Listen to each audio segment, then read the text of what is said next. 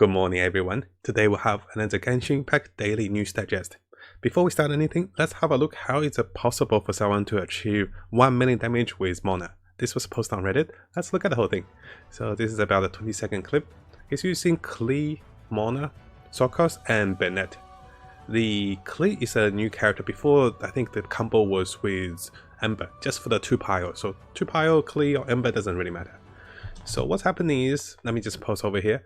He did Bennett's ultimate, then he did Mona's ultimate. He triggered Melt. By triggering Melt, you're doing 2 times damage with your Mona ulti, and the ulti is delayed, so he can combo everything correctly.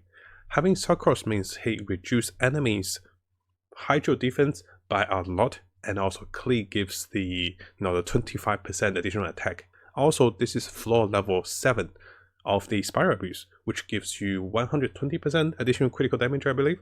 So a lot of factors to count in.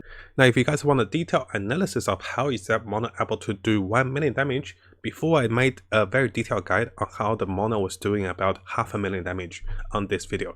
So definitely check it out, and that's why I know exactly what the combo is. Let's have a look at the whole thing again. So this is pretty cool. I think this is definitely what the headline, right? So here, me just hitting for 10,000 damage crit, I'm pretty happy. I was like, hey, 10,000! People are hitting for like 100 times my damage. So yeah, he cast the Mona ulti after the pile debuff, so the whole combo is a melt damage. You can see the Chinese word for melt over here as well. Very nice. Now, if you haven't subscribed, this is a really good time to do so. Make sure you also turn the bell on for the latest news as I find more of them for us. You can see that we're really dedicated for Genshin Impact. We'll have builds, guides, tips, news, and events updates for everything that's Genshin Impact related.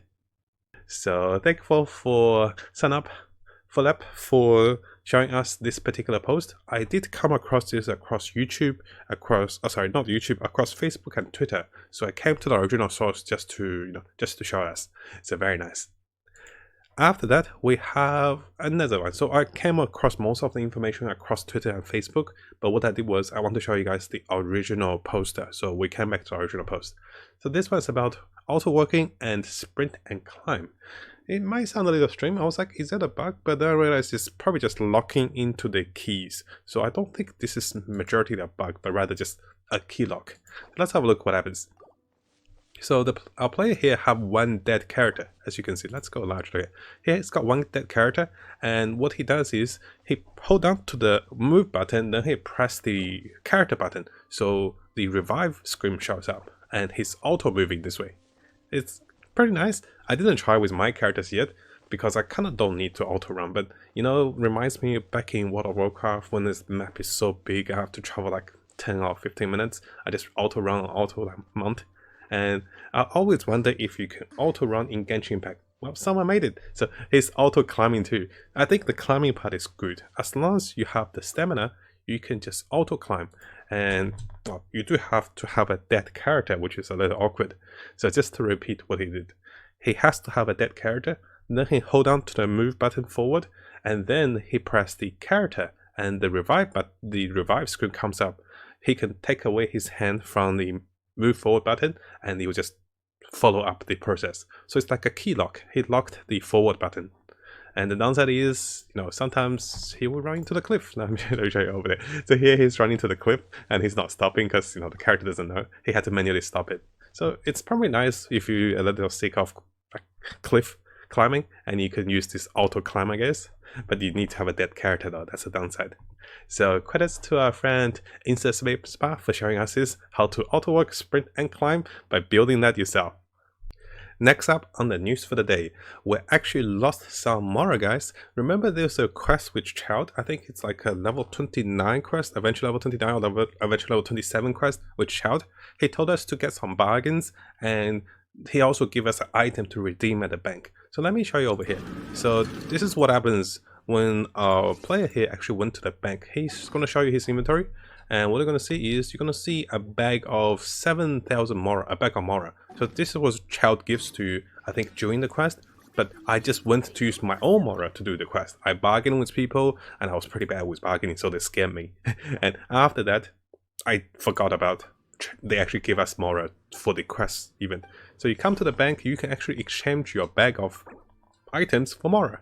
It's only 7,000, so it's not a big deal, but I just feel little important to let you guys know that, you know, it's not worth it to head on to a specific video, but it's good to know that if you're doing the child quest, when he actually gives you the Mora, guys, make sure you actually come to the bank first. Now over here you can see my replay today. I've been holding a lot of Mora, a lot of Primogems as we played, since I haven't spent anything after adventure level 40 and getting my characters to sadly level 80. Yeah, so I've been saving my Mora. So you can see over here I no longer have the quest item, which is the 7,000 bag of Mora. I went to the bank lady and I was like, hey, give me my Mora. I'm a little late. I'm like 20 days late, and she never gave me any Mora. So what the moral of the story is, you have to make sure you need to redeem those at the bank during the quest, I believe. I never got my 7,000 Mora, so not the biggest thing, but just for completion, it's nice to know, and I want to share this with you guys. So thank you for Red Mark for showing us this. I was skipping too much dialogue, and that was my problem. Sometimes I was a little rushing the game, because sometimes the dialogue don't speak up, or, you know, just written dialogue. I'm so spoiled because, you know, I'm used to the voice actors, so sometimes I skip some dialogue, and this is the time it punished me for 7,000 Mora. Next up, we'll have a follow-up news from one of the interviews between Inverse and Genshin Impact developers. So what happened here was I came across this post by the interviewer who interviewed MiHoYo, and he summarized a few things in his article. When I was posting that news article, I didn't have time to read everything, so I summarized what's more important, you know, with the PS5 and also with the Switch data sharing, and also, you know, no particular thing, some reason. So what is over here you can see is the interviewer made a better summary because, you know, he made the interview, right? So he talked about the side quest for Child, which is Tangala. This is his like different name, I guess, and Zhongli Xingyan. So there is going to be a side quest in patch 1.1 about their past, which is very nice for the lores. And also the Unreconciled Star, which is the first major event, guys. It's this particular event that if you do the request for 3 different things, you slowly accumulate to a free Fruzzle card. So everyone getting a free Fruzzle in the first event. What the interviewer said is the time and duration for the event. This allows us to predict for the future event. So the event lasts for 2 weeks. That's a major event. Remember, the Crucible lasts for only a week, and most events last for only a week. So 2 weeks, 3 stages. Every stage has unique quest. And remember, every stage I think do cost Risen. It was 40 Risen back then during the live stream. And also Reputation unlocks at adventure level 25.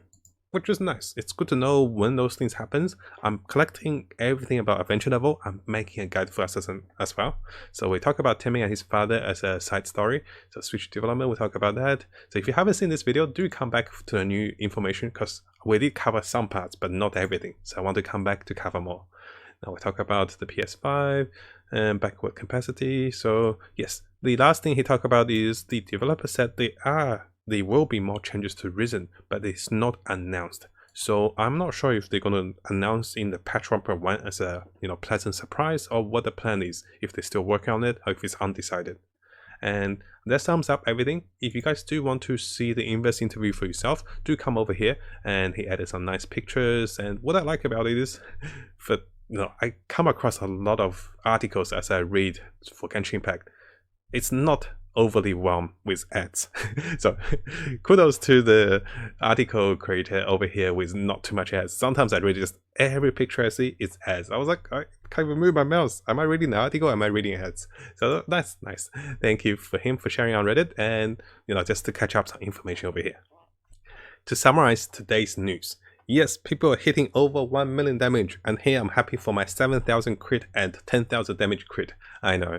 If you want more details on how to achieve this with your mono character or with any other character with similar combos, do come to this video. I go into a lot of things in detail. Use the timestamps, so I explain all of those things. You know, how the support do it, what artifacts, what equipment, so I explained everything with this particular build. I did make some small mistakes because I assumed that food can be used, but food cannot be used. So all the buffs are coming from the characters. You cannot use food in the Spiral Abuse. Keep that in mind. After that, we look at how to auto work and auto sprint by button locking, by sacrifice one of your characters to the gods of Genshi. And after that, I showed you guys I missed 7,000 Mora, and our friend here showed us how to get it. So if you're doing the child quest, get it. And if you have Down the short quest, let your friend know. At least he doesn't miss the Mora. So that's pretty nice, right? And finally, we talk about the interviews in more details with the interviewer actually sharing a Reddit post.